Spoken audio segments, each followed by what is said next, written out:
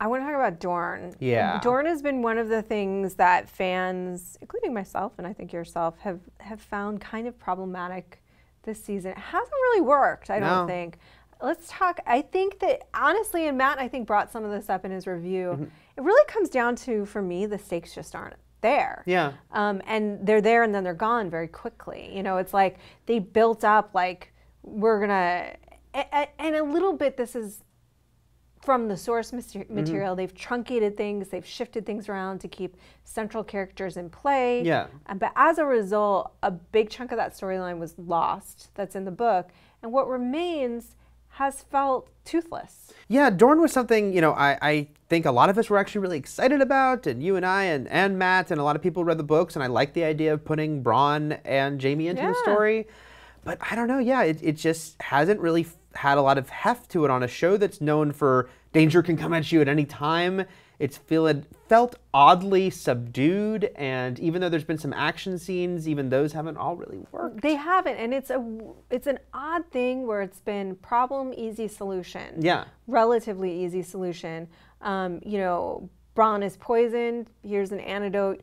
The only price for this is you have to look at my gorgeous naked body. Right, that was like the weirdest, you Yeah. know, like I will punish you with my beauty Yeah. and then give you the antidote immediately.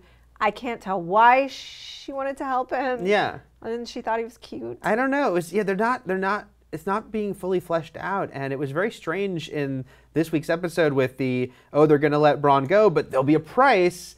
And then it was just the, like, you have to take a punch. Yeah. And it was oddly goofy for Game of Thrones. Very goofy. Yeah. They sort of giggled about it, and then they very quickly came to a diplomatic resolution. I mean, this is how you want things to go in the real world, like Right. sit around and come to a reasonable diplomatic solution, but not in Game of Thrones. Like, okay, I'm going to send my, I'm going to give you what you want. Yeah. I'm just going to send my kid back to you, and we'll keep our alliance. Yeah, that was all really weird. And going back to that part when he got punched, it was played like it would be a big deal. Like the scene, by having the scene end and going back to him in his cell and him freed, I had this idea that maybe it was because they knew what a depressing episode this was going to be with the Shireen stuff, that even with the Dany stuff at the end, they needed to have, I think that was their attempt at levity that just didn't hit the mark. Yeah, you know? I think it didn't entirely hit the mark either. And I just wish that storyline overall had more weight, but unfortunately it's been, you kind of go back to the Dorne scenes this season, and you're kind of like, all right. And